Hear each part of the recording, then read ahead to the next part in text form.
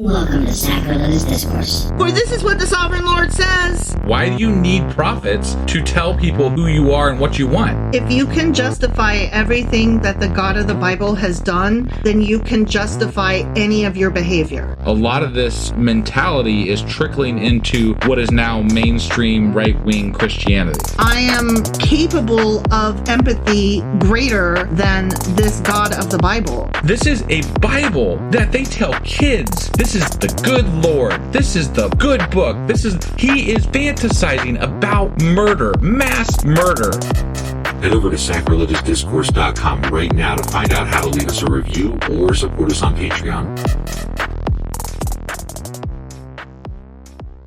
Husband, Wife, do you know what we're doing today? we are doing the second part of our Q&As today. So we read Matthew chapters 21 and 22, and we found out that we had a fuck ton of questions. Well, yeah, there was not just a fuck ton of questions, but a fuck ton of answers and research and things to be said about Matthew chapter 21. That was before I even touched Matthew chapter 22. Turns out people really care about, Jesus and shit. I mean, right. Yeah, who knew? Certainly not us, right? That's not why we're reading this. Well, I will say, having gone all the way through the Old Testament, I'm sure I could have made our Q&As a lot more in depth. Right. I'm sure that there was enough material for each single chapter to have its own Q&A dedicated episode. Right. I did not expect that it would be actually required in the New Testament. Right. I mean, I feel like we shortened, like the Old Testament is the Old Testament, right? Like it didn't feel overly relevant to our lives, right? With regard to what's going on in the world. Well, it was more literary than historical kind of thing.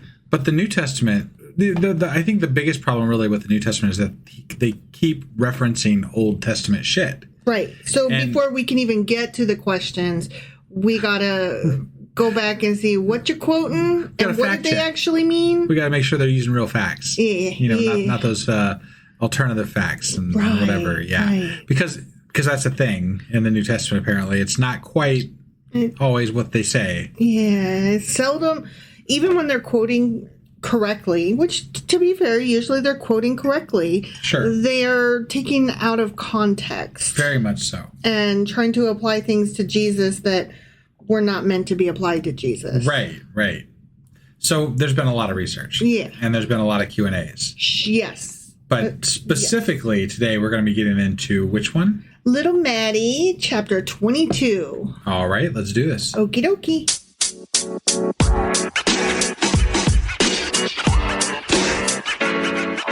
All right, Little Maddie, chapter 22 is a stupid chapter.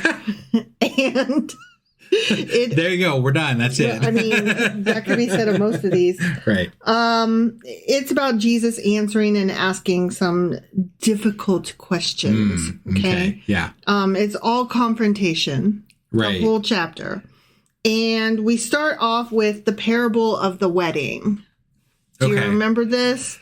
The king is setting up a banquet for the wedding of his son, and he sends out 3 different sets of invitations. And no one comes, right? Not only don't they come, but they kill the messengers. Right. Yeah.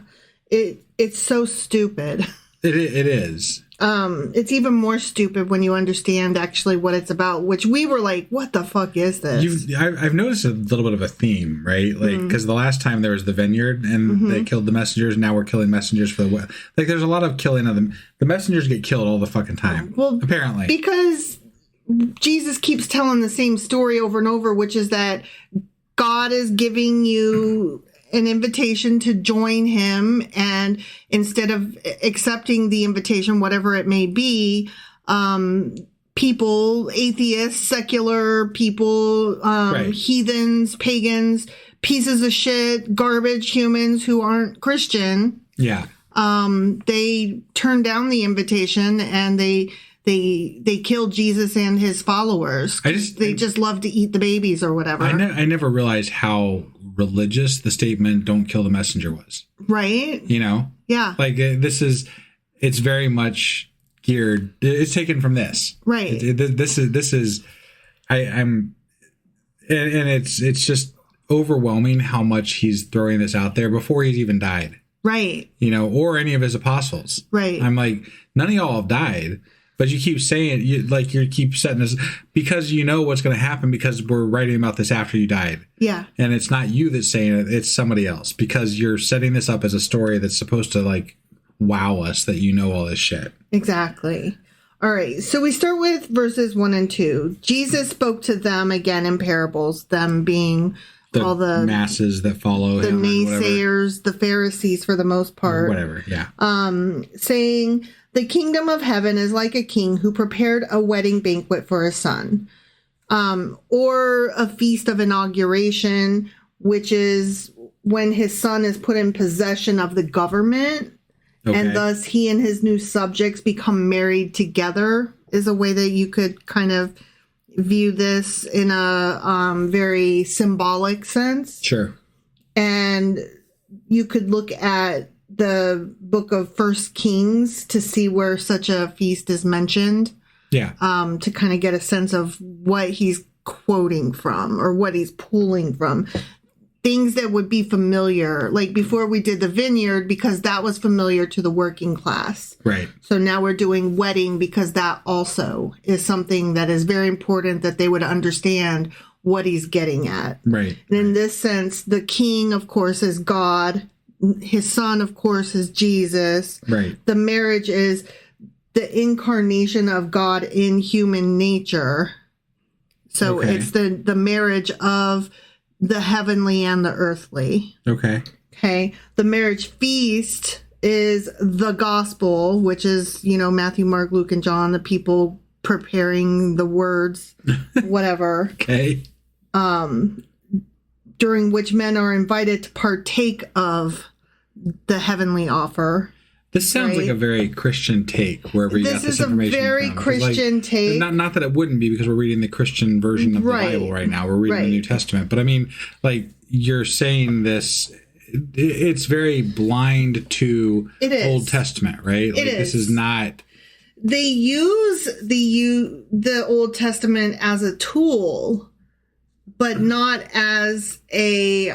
they use it as a cudgel. Yeah. Rather than as part of the story. Yeah. And it's very insensitive and insulting. It is. Yeah.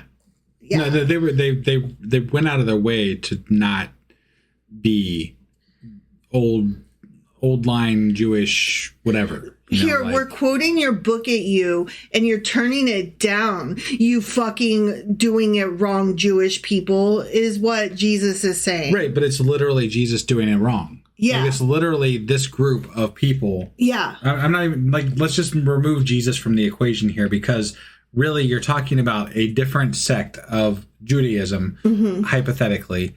Yeah. That is basically disowning Judaism and saying, fuck y'all, we're going a different direction. Yeah. Yeah. And then they get mad at them for not following them, when it's like, well, wait, we have this whole religion thing. You threw Yahweh in the trash, and we've been following him for ages, and he's really excited to smote people, and we don't want to get smoted. And then they're like, who the fuck do you think you are? And then he's like, Jesus. And they're like, oh... Really? You think okay. We'll take care of that problem. Son of God, huh? Oh, yeah. Okay, well we'll see how that works out for you. Yeah. So the invitees, the people being invited, are the Jews. Okay. And the servants are the first preachers of the gospel, including John the Baptist and the disciples of Jesus. Okay. And then the other servants are the rest of the apostles. They're the servants, the ones that go forth, the messengers. Got it. Okay. Got it. But so far, the only one I've heard about that has died is John the Baptist in that list of things you mentioned. Right. Which doesn't really, in my opinion, doesn't really count.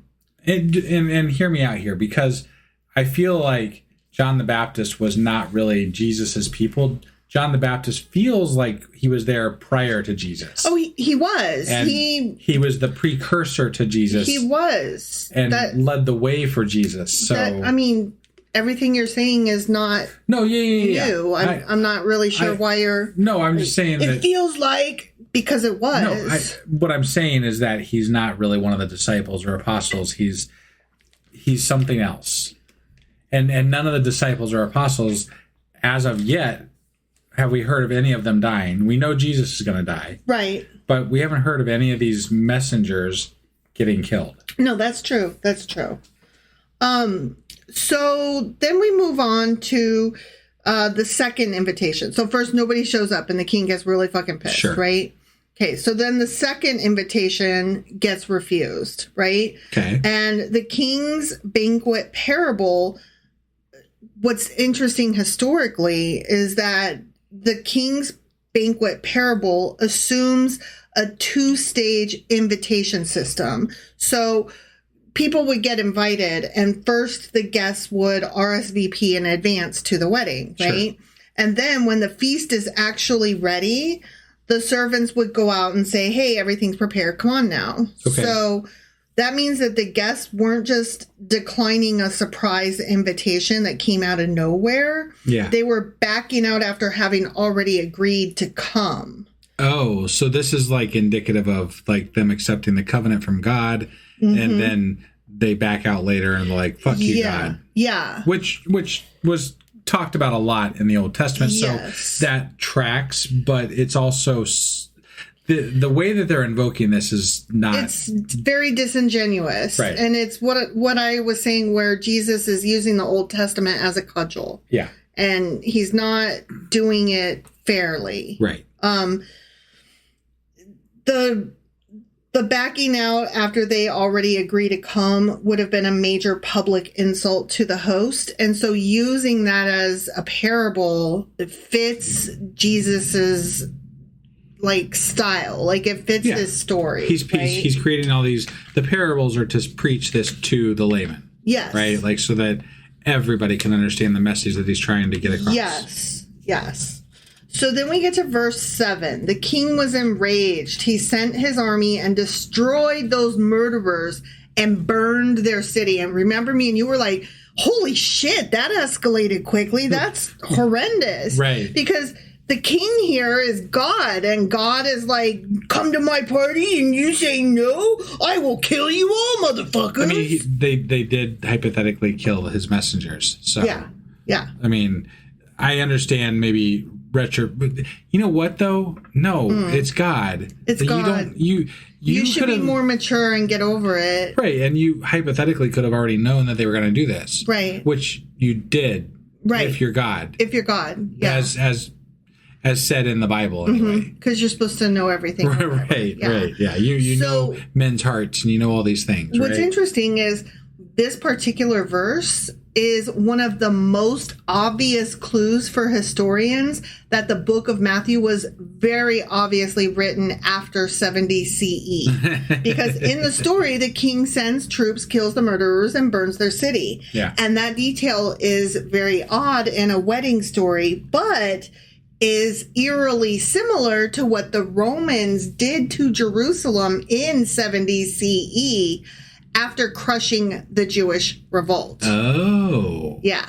Okay. Okay. So most scholars think that Matthew, the book thereof, is retroactively reading that catastrophe into Jesus's parable as divine judgment. Okay. Yeah. So like that's a thing that happened, and then Matthew was trying to say that Jesus is saying, oh, this happened back then. Tell us this isn't Jesus' word without telling us this isn't Jesus' word. Exactly. Yeah. So I thought that was super interesting. I didn't realize that happened. But that's what the whole I'm going to burn your city. That's not a parable. That actually fucking happened. Got it. And it's a you had it coming. You turned down God's invitation. Right. Gross. So then there's the third invitation, and Christians see it as the invitation that the Jews refused went to the Gentiles instead. Okay. So, and we've seen that before, where the Christians think that that's what the first will be last and the last will be first. Yeah. Which is just where the birth of anti-Semitism is born. Yeah, it's a lot more nefarious than I would have ever thought was actually in there. It's grotesque. Yeah. Yeah, I'm not about it. And I always so I never really understood fully where anti-Semitism sprung from. Right. Yeah, I was just like, why is it such a thing? So hateful against Jews? Right. It doesn't make any sense. Yeah, and now I'm starting to see, this is pretty, like, this can be twisted into a version that is really bad. It doesn't even have to be twisted. No, it yeah, literally is, you guys are doing your religion wrong, and now we will kill you for it. Right. No, you're right. It doesn't have to be twisted, but this is where it comes from. Anti-Semitism is Christianity. Yes. Essentially. Yes. I didn't know, because I didn't know enough about the history of Judaism. And then, of course, I didn't know or understand how Christianity sprang from Judaism. Right. And it to me, it was always like, Israel and Christianity were kind of like together. Like, you guys are a club, right? Like, you guys sprung from the same roots, but no. Right. No. I always imagined it as a friendly relationship. But, right. And I'm not trying to take away from the fact that there are groups that are friendly. There are groups that are friendly, but the religions as a whole are not friendly. Right. And what we've been reading, is not friendly. No, not at all. This is... anything but friendly. No, yeah. I mean, this is just, you're doing your religion wrong, and we hate you for it, and we will kill you now. Yeah. And we're going to do it this way instead. Right. And I don't understand how anybody could read the history of the two and come away with anything but disgust. Yeah. So then we get to the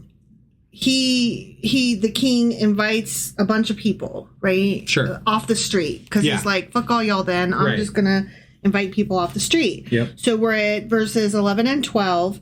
When the king came in to see the guests, he noticed a man there who was not wearing wedding clothes. This really made me mad. We misunderstood this a little bit. It still should make you mad, but we did not understand the full context, which I'm going to provide. All right.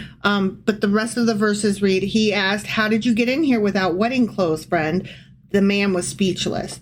Now, when you and I first read this, we thought, oh my God, so you could get you could say your sorries and take Jesus as your savior and still get up there, but in the afterlife, and God could still be like, nah, and turn you away. Sure.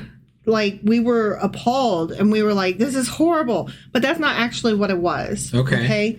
Not all the people who responded to the invitation were genuine. Some were like the man who thought he would like to go to the feast, but either was too lazy or too busy with his own affairs to prepare himself properly. The king had issued an invitation to all, but he denied entrance to those who wanted to gain the benefits of his feast without changing their self-centered ways. Jesus invited all to enter his kingdom, but there was no place for those who said they believed but showed no change in their attitudes and behavior. Now, that's a very Christian apologist take. Sure. But here's the thing. It was a custom among the ancient Greeks to accommodate last-minute or unexpected guests with clothing suitable for a marriage feast. Okay. So this guy wasn't just poorly dressed and that's why he got turned away. Sure. Like, the context is that nice clothing was provided for him, and he turned it down and showed up inappropriately dressed. Okay. Anyway. Got it. And that is something that the people being told this parable at the time would have understood the ramifications. Who would turn that down? Sure. And the representation of what that was is you've been given every opportunity.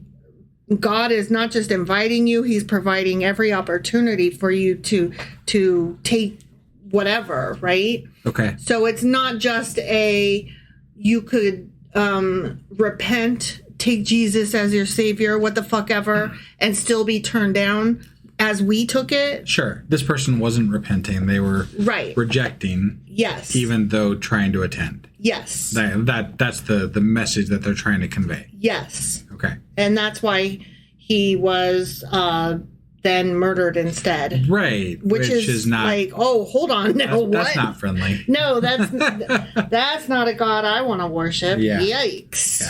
Yeah.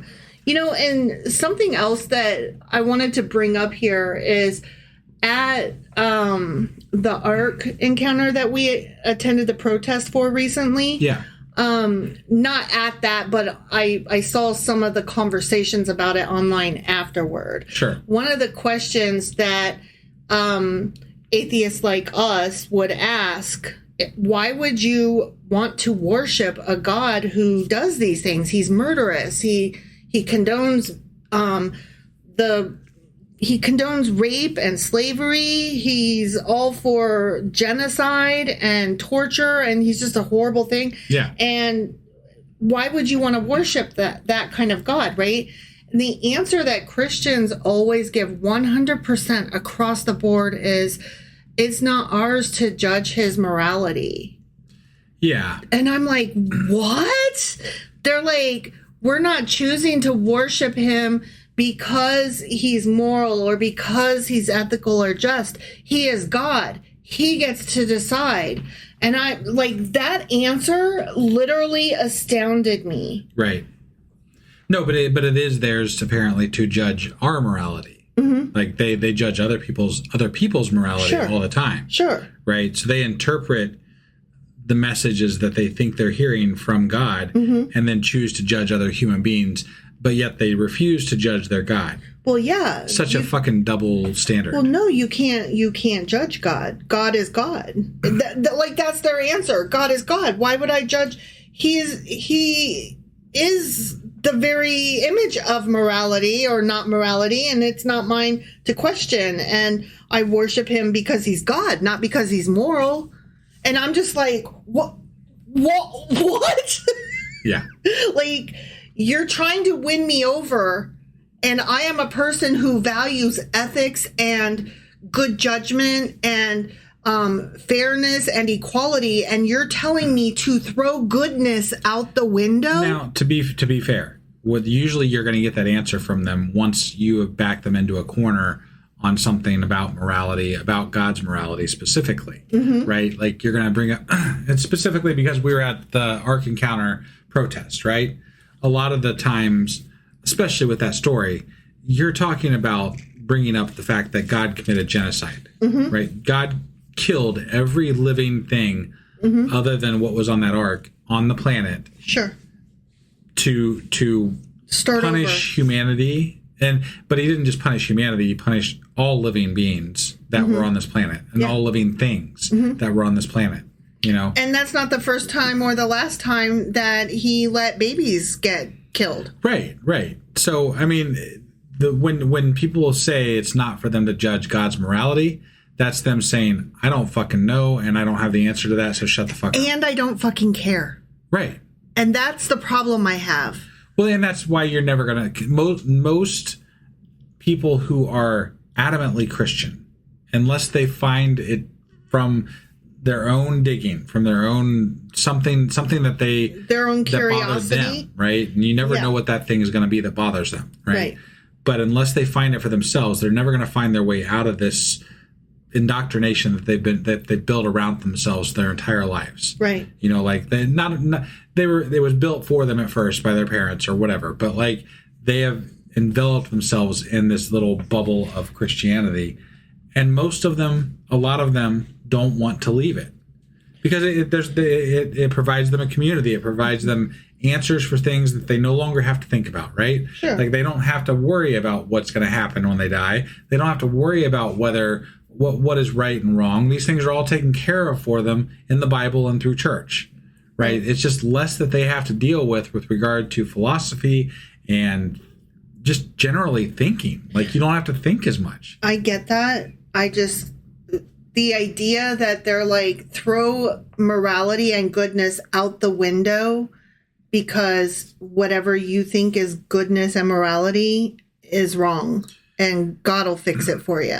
God will tell you what it is. Yeah, but I still think that it's just they don't have an answer, and that's a no answer. Right, and that's not going to convince me to join their team. Is what I'm saying. Fuck no. Right. Yeah. I'm like, no, I'm sorry. I have morals.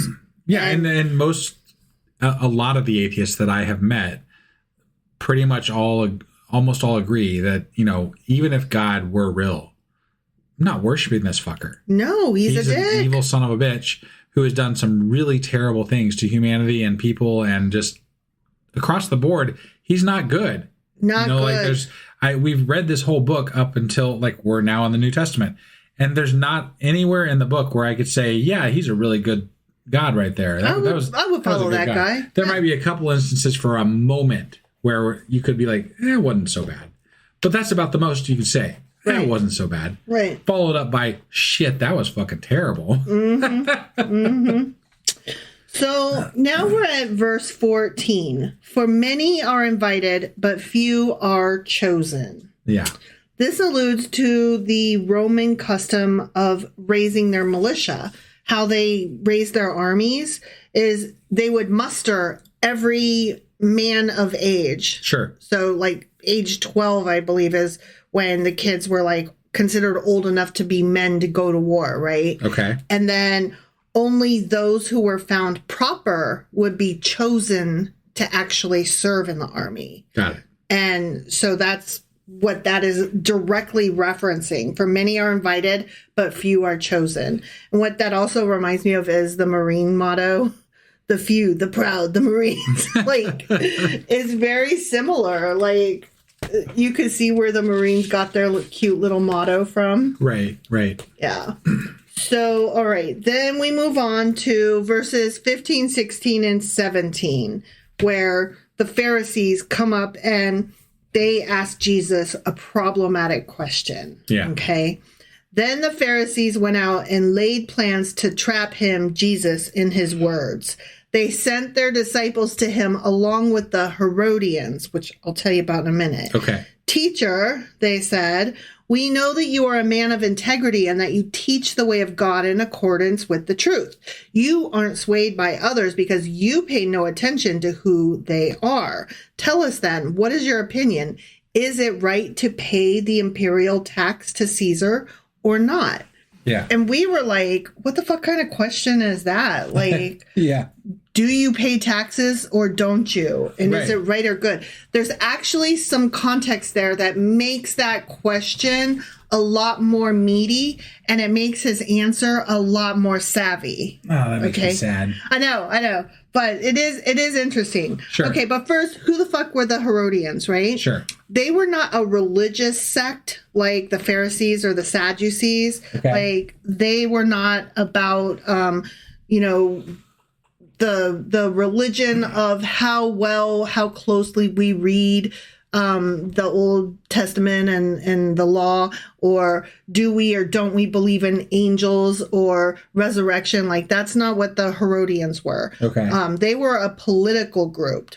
They were a group of Jews who, unlike most Jews, were favorable to the rule of the Herods, which, remember I said, Herodians, I bet they're some kind of Herod guys. Yeah. And they were. Okay. They were. They were therefore indirectly supportive of the rule of Rome. So They were like a political group that was like, yay, Roman leaders, go Herod. We're all about this. Okay, so this is more like when these people specifically are coming to question Jesus, it's the enemy.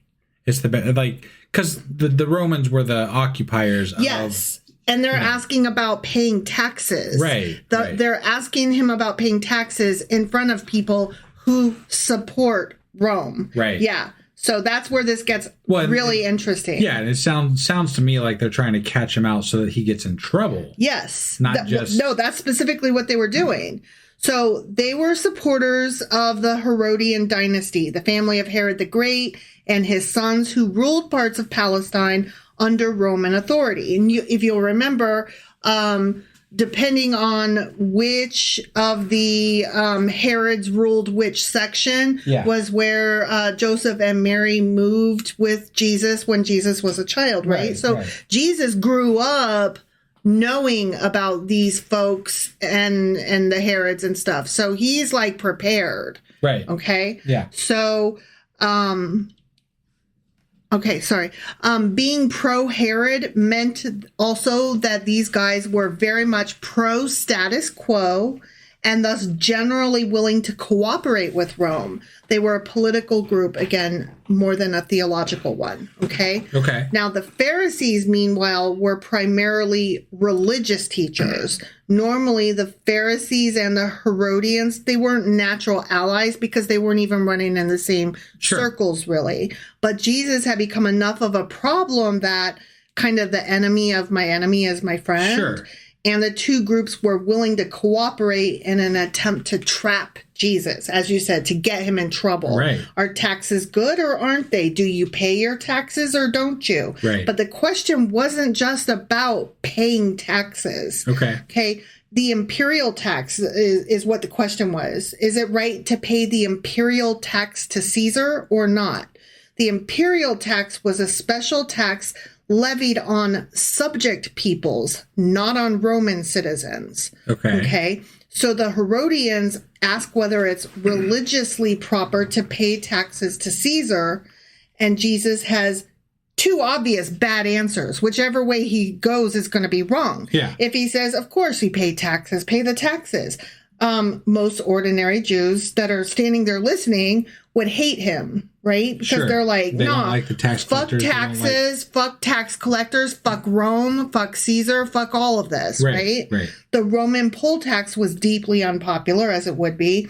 And so nationalists would hear Jesus supports Roman occupation. Fuck this guy. Yeah. Right? But if he says, don't pay the taxes, now the Herodians would have exactly what they need to arrest him immediately because he's being, he's opposing law, right? Yeah. He's like, I don't pay taxes. Yeah. So they could report him to Rome for encouraging a tax rebellion. Yeah. And Rome did not appreciate tax revolts. Sure. Okay. So they were basically asking Jesus, hey, are you committing treason? Please mark yes or no in the box. Right. So Jesus had to walk a fine line. Yeah, and that's why he got clever, okay?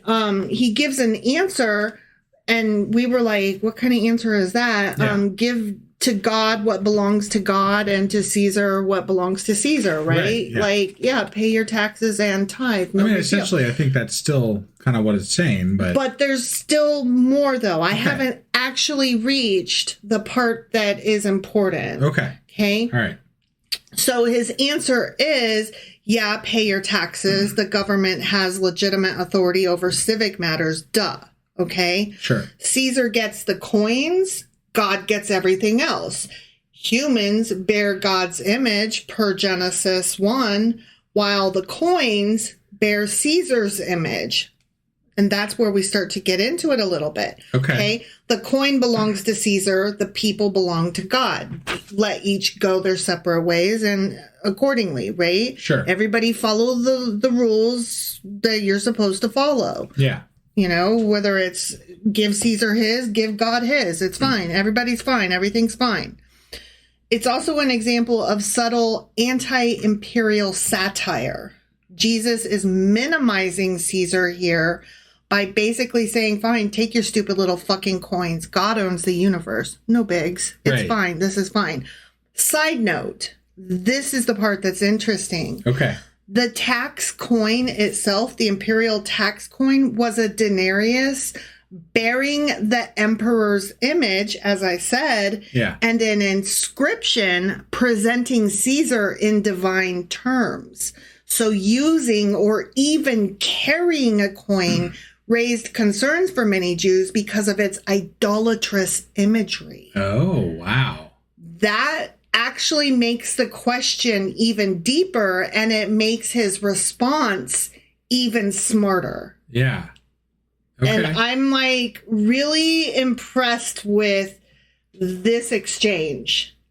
This exchange here, I'm like, okay, all right, okay. No, I can see how in the moment with regard to how the situation was on the streets with Rome and everything else, and and the tensions in Judaism at the time, right? Like there's a lot of things going on in this time frame. Oh yeah. Right. And I can see how in that moment, in that time, in that place, that statement was genius and did and said just the exact right thing. Yeah. Right. Yeah. Now, that being said, as much as I can appreciate that historically and culturally for that time, I still don't think it's a grandiose statement of like religious significance. It doesn't strike me as something that still should be revered as a great statement, other than it was clever to walk that line and admit. That's what, that's what I'm taking from it. Right. Yeah. I don't understand why most people think that that's a great. Because it's still one of those statements, like it's a big statement from Jesus, the unto Caesar and all the things, right? Yeah. Like that is definitely one of the, and I feel like it's one of those things that people keep passing on as a great statement because it's been told to them that it was a great statement and has been for thousands of years. Sure. You know? Because at the time it was. Right. At the time and it was. Without understanding why though. Right. And I'm like, no, actually it's not that big of a deal until you understand. And then you're like, damn, Jesus actually did bring the burn, but not because you said he did. No, I think that pretty much defines Christianity, the quote unquote, without understanding. Yes. That you could define Christians in general, and it's just without understanding. They don't care, as you said earlier. They don't want to know. Generally, the people that care are nicer and or atheists by the time they're done. You know, like that. That's people that don't care take the word of their preacher, their pastor, their whatever. Lacking curiosity to further understand any little bit of it. Right. And there are Christians that do care. And we know some. Yes, we do. Right. And they care very much to the point that they want to understand all of these things in order to better form their opinions about their faith. Right. But the ones that don't care. Right. They just don't care, and they will fight you to prove how much they don't care. Right. You know, and they want you to not care with them. And I'm like, but that's not how I work. You just have to have faith, you know? You just have to have God in your heart, you know? That's like to me, that's tantamount to telling a depressed person, just cheer up. And it's like, I hear you, and that sounds like something I would like to do. What are the steps involved in that? Like, what does one do in order to just cheer up or just have faith? Just have a feeling. No, like you can't make a feeling be there. Right. When someone tells me you just have to have faith, it's one of the most insulting things people can say to me. I'm like, what the fuck do you even mean by that? That is so, like, you are speaking from a point of view where you've never once probably questioned your faith unless it was a really dark moment for yourself, right? But generally speaking, you have been in a point in your life where you have never actually questioned your faith. I, on the other hand, have never had faith. Right. And even at times, because of how I grew up and where I grew up, I asked for it. I wished for it. It would have been easier many times. And most Christians, quote unquote, just have faith. Most Christians never had to ask for it or want it. Right. You know, I did. And I could never find it. Right. So that's when it comes down to like the anger against Christianity at some level personally. Like I do have some because I grew up in a small town that was very Christian, and I was the outcast to some degree, not completely. Right. Like I got along. But you understood that even if you weren't treated like an outcast, you understood that everybody belonged to this thing that you did not belong to. You don't have equal footing in a place like that if you aren't part of the club. Right. You know? and it wasn't traumatic, but it wasn't far from traumatic with regard to how that affects a child growing up in those areas. Right. Because you don't have the same starting block as everybody else. Right. You know? So I don't know. I don't know where I was going with that. It's just like but when people say just have faith, it just really pisses me off. No, That's totally. all. Same. Sorry. No, I just thought this particular exchange was one of the few times when I was like impressed with the question as well as the answer. Yeah. And that has not been the case thus far. With regard to the unto Caesar and all the, yeah. Yes. Just because we kind of made a big loop there. Yes. Yeah. So it did not by any means bring me over to Jesus's side. It was just merely one exchange of in conversation that I can appreciate from a very literary context. I appreciate the context that you gave. It makes it a little bit more than what it was, but I don't give it anything more with regard to like the religious ideas that get attributed to it. No, me neither. Me neither. So then we move on and we get the questions from the Sadducees about resurrection. Yeah. So we have verses 31 and 32. But about the resurrection of the dead, have you not read what God said to you? I am the God of Abraham, the God of Isaac, and the God of Jacob. He is not the God of the dead, but of the living. And we were like, I don't even know what you're saying there. Right. What does that even mean? Yeah. So when he says, have you not read what God said to you? Let's do that first, okay? Sure. That comes from Exodus chapter 3, verse 6, where he says, then he said, I am the God of your father, the God of Abraham, the God of Isaac, and the God of Jacob. At this, Moses hid his face because he was afraid to look at God. Sure. Okay, so Jesus notices that God doesn't say, I was their God. He says, I am their God, like a present tense thing. Okay. And hang with me here, because I know that sounds like really weak sauce, okay, to hang everything on the tense of a verb. Sure. I'm right there with you. Just hang with me. Okay. Okay. I saw your face and I knew because I had the same, like, what the fuck ever. Okay. What Jesus is saying here, though, is if God still identifies himself even now as their God, then Abraham, Isaac, and Jacob must somehow still live before God. Now, this thin argument, the verb tense, okay, it only works because Jesus is arguing within the interpretive methods extremely common among first century Jewish teachers. So he was not being a weird smart mouth here. Right. He was not like twisting tenses just to make a point. This was an idea that was percolating out there in the world. Not necessarily an idea, but a methodology. Okay. Using words this way. Okay.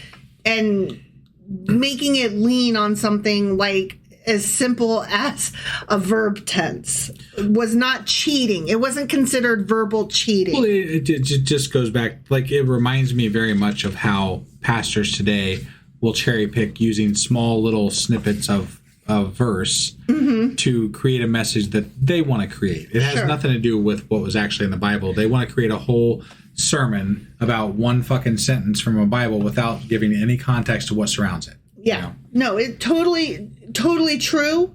I will say that when the Jewish people do it, it seems to make a little bit more sense historically because of where they're pulling from and what they're trying to say. Sure. And because they leave room to question each other. Right. And discuss it. Unless you're Jesus. Right. Because I don't care what you say. This Jesus guy, I know that this is supposed to be just another sect of Judaism. Yeah. I cannot make it work in my head because he was such a fucking powder keg. Yeah. Like, I cannot. He's not the same. Right. You know? Yeah. He's already pulling away from Judaism as we know it and doing his own fucking thing. Yeah. But what he was doing here verbally was not weird or considered verbal cheating. Okay. Okay. It was very common among first century Jewish teachers where even the tense of a verb could carry theological weight. Sure. And it's not a modern logical proof so much as a rabbinic style of argument that they still do to this day. Sure. And I could see in a place where you are trying to sort out your religion, you know what I mean? Like you're asking questions, you're debating your religion. I could see where that would be a helpful tactic if everybody involved is engaging with good intentions, right? Right. And I think that's what makes all the difference. The good intentions, we all have a common goal because we're trying to reach understanding for each other and for a group and for ourselves individually. And that's not necessarily what you see done today, nor do I think that that's always what Jesus was doing, but it was and is common among Jewish rabbis. Well, where Christianity differs very much from what Judaism seems to be, even now, even in the present, right? And definitely in the past. Christianity leaves no room for questioning. You're not supposed to question at all. Right. And what you're not supposed to question differs per each sect of Christianity as well. But for the most part, it's don't question anything. Right. You're safest if you just don't question anything. Yeah, but there's definitely different things that mean more to whatever group you're a part of. Sure. Traditional Christian interpretation indicates that Abraham, Isaac, and Jacob are alive with God and that death doesn't end the covenant. Okay, that's, again, a traditional Christian interpretation. Okay. Jewish interpreters likewise see it as affirming that the patriarchs remain alive before God and that God's covenant with them continues beyond death.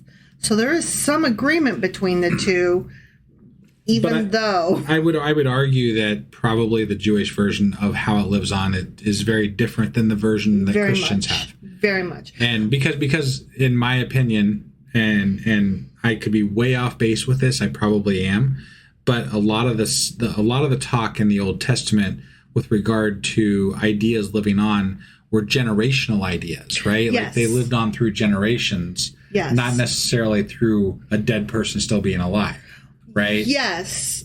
And they cared very much about the hierarchy of family, like you're this person's son, that person's whatever. Right. So those ideas, and you got punished for people from the past in your family. So these ideas that things lived on felt more of a generational thing to me in the Old Testament. No, definitely. But on a more personal level, one of the ways that they kept them alive and said that they were alive is that many times they would save a space for Elijah at the dinner table. Sure. And I'm not saying they were against, thinking that a dead person was still out there somewhere. Like that was... But here's the thing, though. They didn't necessarily believe this guy is alive and might actually come sit at our table. Yeah. Like... It's the equivalent of pouring out a beer for somebody at, a wake. Symbolic. Or, like it's a symbolic gesture. Right. I wouldn't even call it an empty gesture because you're still going through the motion, but you're also taking a thought as you do it. No one's actually expecting Elijah to show up. Right. Exactly. All right. So then we move on and we get the question from a lawyer among the Pharisees about which is the greatest commandment. Do you remember which is the greatest commandment? I do not. It's love. That's right. Love the Lord and love your neighbors as you love yourself. That's right. Yeah. Love. Okay. Which is way too woke for Christians. Yeah.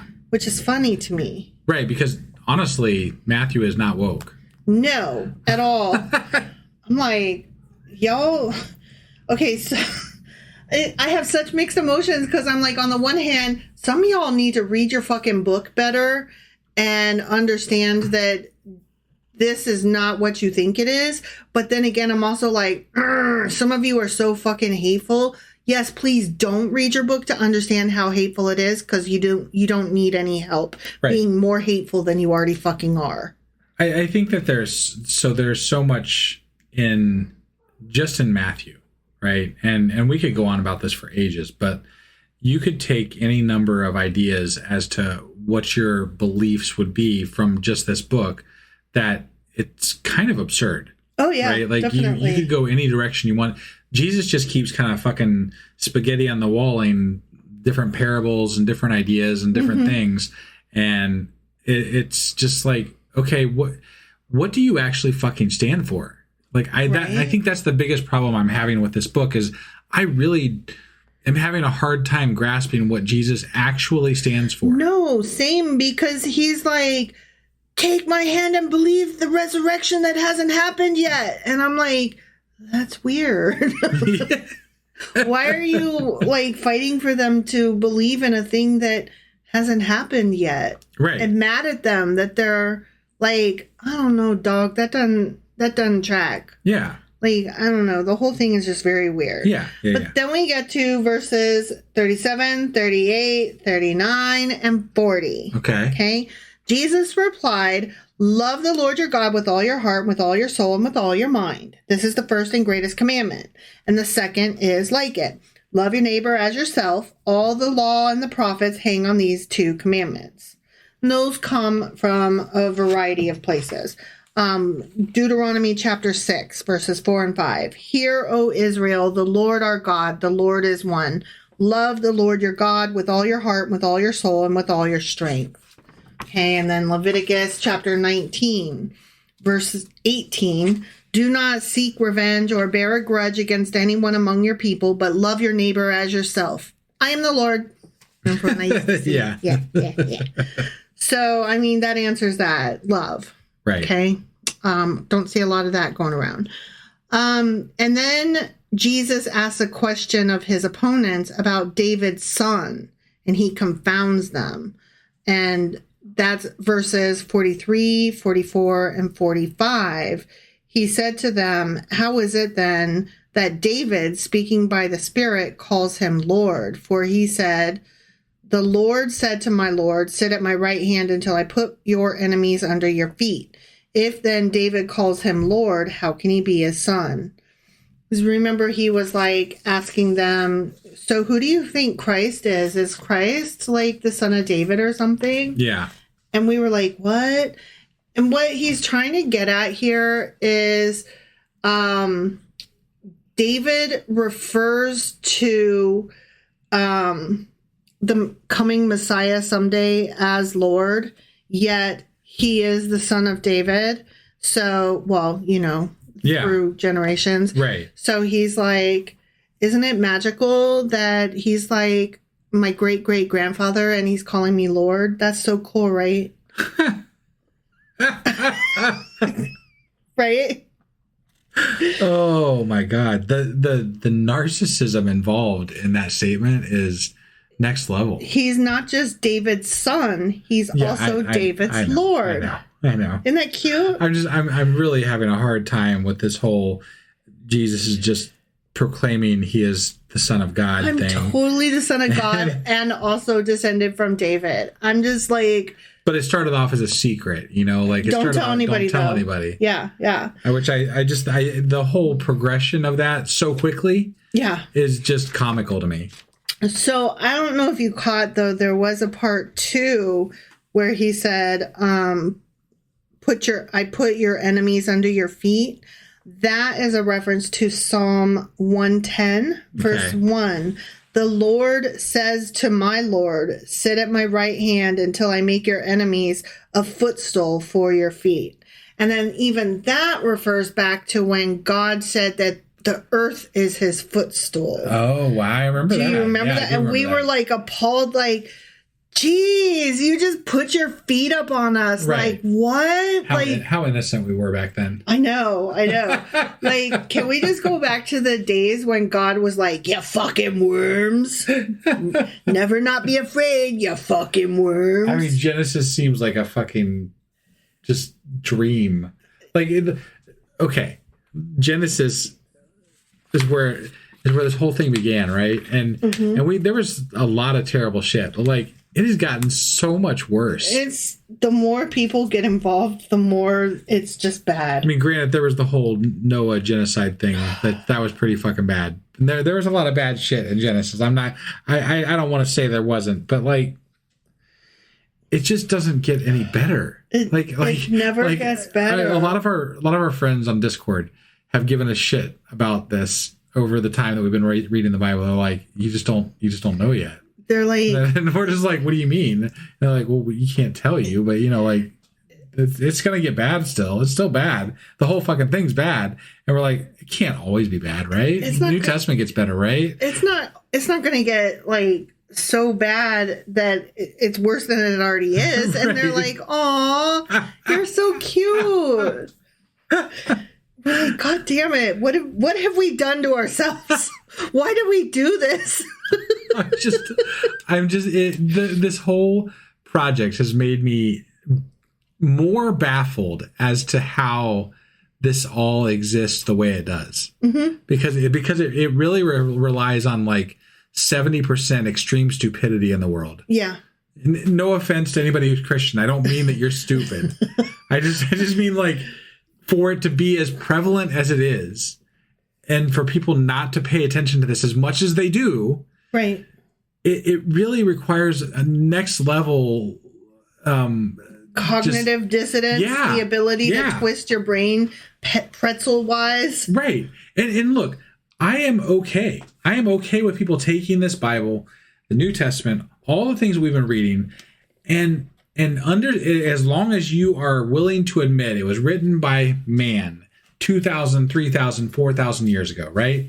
If you can start from that premise and then say, okay, but I still think that there are some good ideas in there. There were flaws in the people at the time. I choose to believe in my own version of Jesus and whatever. I can be okay. I don't agree with you. Right. I don't agree with you.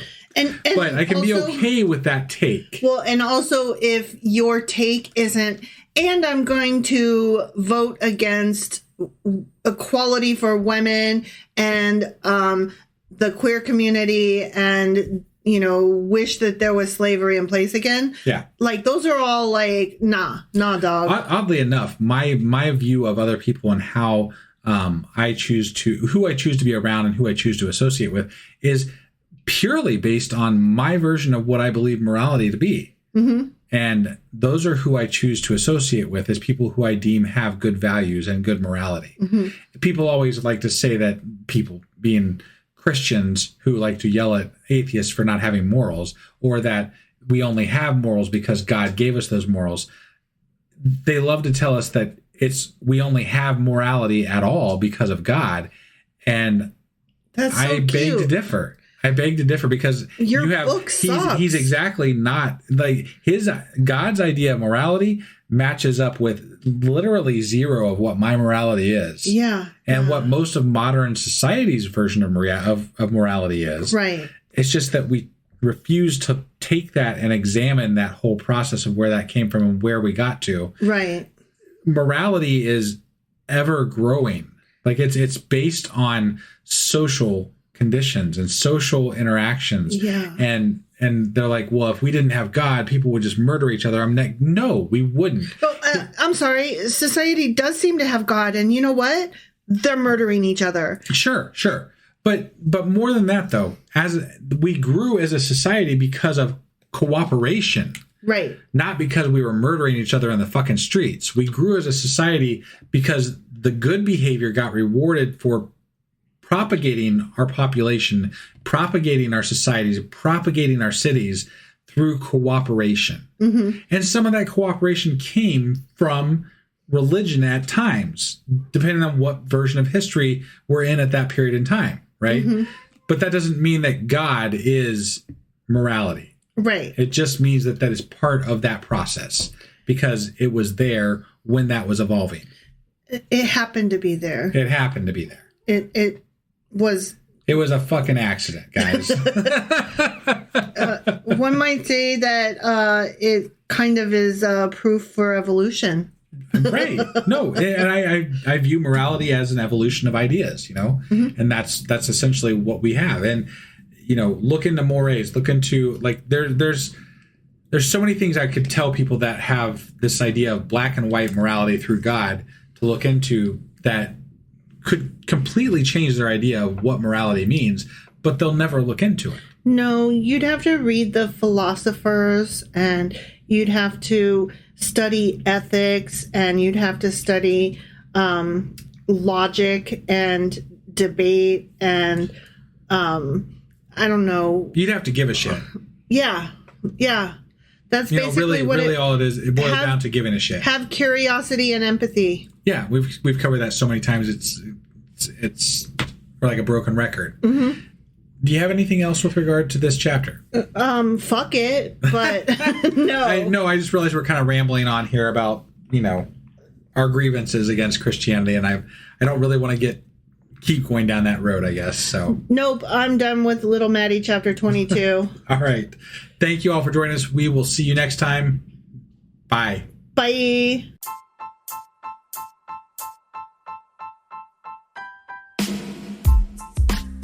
Hey, wife, I guess that's the end?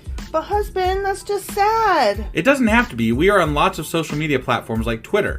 Our handle there is sacrilegious_D. For D's nuts. Oh my God. Stop doing that. Anyway, we're also on Facebook, Instagram, and Pinterest. There's a link to all of our social media sites at our website. Ooh, we have a website? Yeah, it's sacrilegiousdiscourse.com, where you can also find a link to our merch shop. We have a merch shop? Yep, we have podcast-themed clothing, mugs, notebooks, and more, as well as an atheist and science-themed products. Wow, our fans should really go check that out right now. Definitely. They can get in touch with us by sending an email to sacrilegiousdiscourse@gmail.com. But before they do that, we could really use some help. Oh yeah? With what? Well, it's not free running the podcast, and we need some financial support in order to get better equipment, which will free up time so we can concentrate on our podcast and our fans. Okay, so what should they do? Head over to patreon.com/sacrilegiousdiscourse and sign up as a contributor on our podcast.